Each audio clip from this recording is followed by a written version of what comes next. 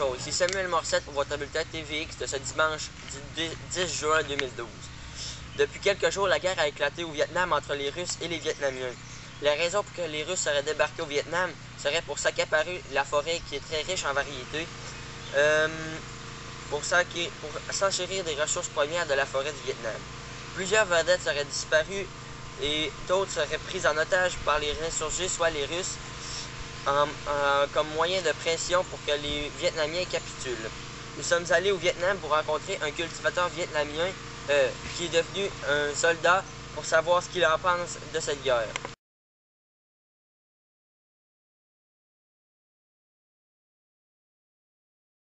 Je suis Samuel Morissette pour TVX au Vietnam. Depuis quelques jours, la guerre a éclaté ici sur cette terre du Vietnam. Les Russes tentent de s'accaparer la forêt pour leurs diverses richesses et les Vietnamiens tentent de la défendre. À ma gauche, un soldat vietnamien qui pourra répondre à diverses questions. Bonjour, sans trop vouloir vous déranger, quelle est votre plus grande crainte quand vous êtes au combat? Eh bien, il y a beaucoup de bombardements et des fois on a peur que la bombe tombe sur notre tête. Et puis, vous savez aussi, les Russes sont très agressifs. Quand t'en croises un, tu sais jamais si tu peux revenir parce qu'ils sont très agressifs. Maintenant, lorsque vous avez quitté la maison pour venir ici, qu'avez-vous dit à votre famille? Qu'est-ce qu'il y a? Excusez-moi. Ah, c'est ça. Qu'avez-vous dit à votre famille lorsque vous avez appris que vous deviez aller à la guerre? Ben, je leur ai dit que je les aimais, puis si jamais si je peux revenir ou non, tous les soldats le savent que c'est bien dangereux, puis tous les mêmes soldats, ils vivent toutes les mêmes émotions, puis le même stress, que on est pas mal tous pareils. Et puis pour finir, c'est quoi votre rôle ici, l'armée vietnamienne, et vous, votre rôle personnellement? Ben, notre rôle en premier, c'est de protéger les habitants. Puis comme les Russes sont venus ici pour prendre les richesses, toute l'armée vietnamienne, notre but c'est de défendre nos richesses pour pas qu'ils soient incapables. Ok, merci beaucoup, soldat. Merci. Voilà, c'était mon reportage ici au Vietnam. Espérons que la guerre va s'estomper rapidement. C'était Samuel Morissette pour TVX.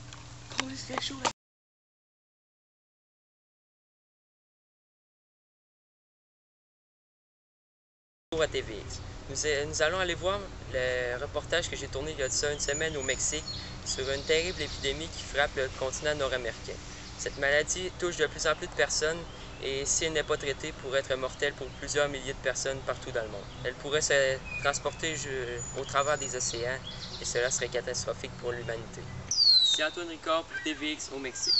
Aujourd'hui, en ce 10 juin 2012, une épidémie vient de frapper le continent nord-américain. Le nom de cette maladie est le minorhume. En effet, cette nouvelle maladie proviendrait de l'exposition de façon constante à l'amiante. Cette maladie aurait pris plusieurs années à se développer. En effet, cela serait dû à la mine trouvée dans la vallée de Mexico en 1986. Au début, les chercheurs croyaient avoir trouvé la plus grosse mine de cobalt qui aurait servi à faire des alliages pour de nombreuses constructions, telles le palais du président du Mexique, qui s'appelait alors Miguel de Madrid. Miguel de la Madrid a 77 ans au moment où l'on se parle et a été président du Mexique de 1982 à 1988. Durant sa présidence, le Mexique a connu une crise économique, un grand tremblement de terre et une coupe nationale de football. Ensuite, lors de l'inspection de la mine, les chercheurs ont découvert que ce présumé cobalt n'était en fait que de l'amiante bleue. La mine a été ensuite vendue au gouvernement du Mexique pour la somme de 1,5 milliard de dollars. Revenons sur la nouvelle maladie, le minorhume. Ses principaux symptômes sont un mal de tête constant pendant près de semaines et des maux de ventre très intenses. Et aussi des éternuements qui pourraient causer à des caillots de sang dans la gorge et dans le nez.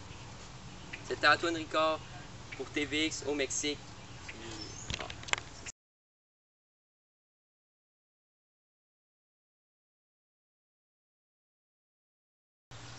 Bonjour, ici Tom Blanet de TVX pour la Chronique Sport. Aujourd'hui, nous avons su que Mohamed Ali était sur le point de faire un retour sur le ring et HBO a confirmé ça. Et puis, ça va être un combat le 17 juin prochain contre Mike Tyson au Madison Square Garden à New York. Les analystes croient que ça va être un match très serré parce que les deux ont pas mal les mêmes atouts. Puis leur fiche est pas mal similaire. Pour Mohamed Ali, il y a 56 victoires et 5 défaites. Puis pour Mike Tyson, il y a 50 victoires, 7 défaites. C'est pas mal similaire, fait que c'est pour ça que les analystes disent ça. Ensuite, selon l'agent de Mohamed Ali, il serait de retour sur le ring pour des raisons familiales. C'est que ça veut dire que ses parents sont décédés il y a pas longtemps. Puis dans le fond, il veut exprimer sa tristesse, sa colère sur le ring, comme il l'a fait auparavant. Dans le fond, Mohamed était de passage à Montréal en fin de semaine. Il en a profité pour parler aux stations radio et aux stations télévision, pour parler comment il se sentait, et puis, etc. Selon l'entraîneur de Mohamed, Mohamed aurait amélioré ses coups droits, puis son uppercut pour le combat. Et puis pour sa part, Mike Tyson, lui, il a prononcé que c'était une pure joke. Il dit vraiment que c'est. Lui, il trouve ça drôle, il dit que c'est une joke, que ça va être bien facile. Mais dans le fond, ça l'a provoqué Mohamed Ali. Mohamed, lui, il a prononcé ensuite qu'il allait le mettre KO en partant à cause que ça venait de le provoquer ou ça venait de le choquer. Ensuite, en fin de semaine passée, on s'est déplacé au circuit Gilles Villeneuve sur l'île Notre-Dame pour le circuit de la F1. Il y a eu un gros accident impliquant 14 voitures. Il y a eu 2 blessés graves et 5 morts. Les 5 morts sont Nico Rosberg, Felipe Massa, Romain Grosjean, Sébastien Vettel et puis Bellissimo. Ensuite, dans le fond, les 7 autres voitures, eux, ils ont été envoyées à l'urgence pour faire une évaluation, puis c'était juste des blessures, c'était pas des blessures sérieuses. Le gagnant, ce fut Fernando Alonso. Il n'y a aucune célébration à cause de l'accident. Et puis, suite à la course, il n'y a aucun commentaire de tous les pilotes qui étaient tout attristés par l'accident. C'est un peu normal aussi. Fait que les journalistes ont compris ça. Et puis ça, c'était Toby Lainé de TVX pour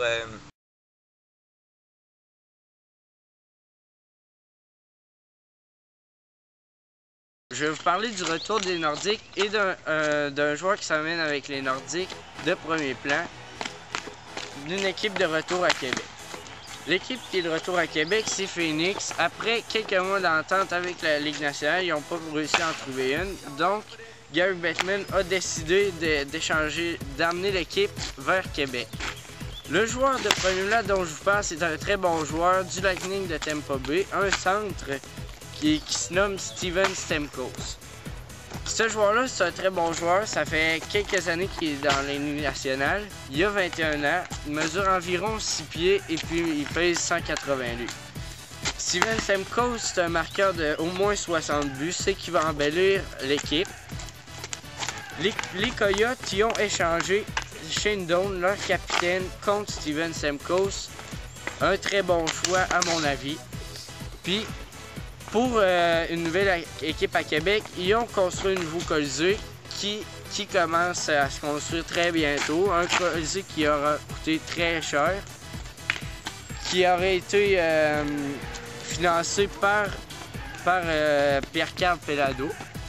Puis, à part ça, les Coyotes sont rendus en série cette année. Ils ont fini en finale de l'association Ouest. Ils ont perdu par exemple contre les Kings après leur 5e match. Puis les Kings, eux autres, sont rendus en finale de la Coupe Stanley contre les Devils et ils sont en train de mener 3-1 la nouvelle série.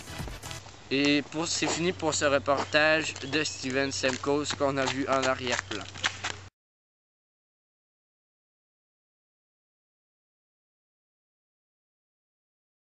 Samuel Morissette pour TVX au Vietnam.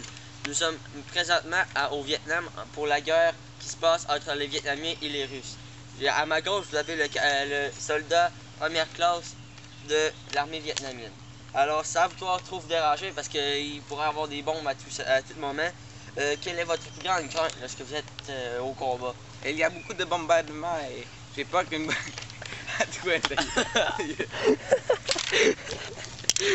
Samuel Morissette au Vietnam pour TVX. Depuis quelques jours, la guerre a éclaté ici sur les terres du Vietnam. Les Russes tentent de s'accaparer la forêt pour leurs diverses richesses. À ma gauche, il y a un soldat du Vietnam qui pourra répondre à diverses questions. Bonjour, sans trop vouloir vous déranger, quelle est votre plus grande crainte lorsque vous êtes au combat? Eh bien, il a beaucoup de bombades. Arrête de parler de moi! Bonjour, c'était Bilané à l'anti-match. Aujourd'hui, je me suis entretenu avec Carey Price au tournoi de golf annuel du Canadien à Brossard, à Montréal. Price, cette année, a eu une moyenne de 1,96 et puis un pourcentage d'arrêt de 936, supérieur à plusieurs gardiens de haut niveau. Au Stade Saputo, où Lionel Messi s'entraîne pratiquement avec sa nouvelle équipe, l'Impact de Montréal. Mais oui, l'Impact l'a acquis pour la somme d'à peu près 150 millions d'euros, ce qui est pas mal beaucoup pour un joueur, ce qui est le joueur le mieux payé de la Ligue. Messi s'entraîne alors avec le nouveau goaler de l'équipe, Alexandre Lavoie. Arrête ça là, non, oublie ça.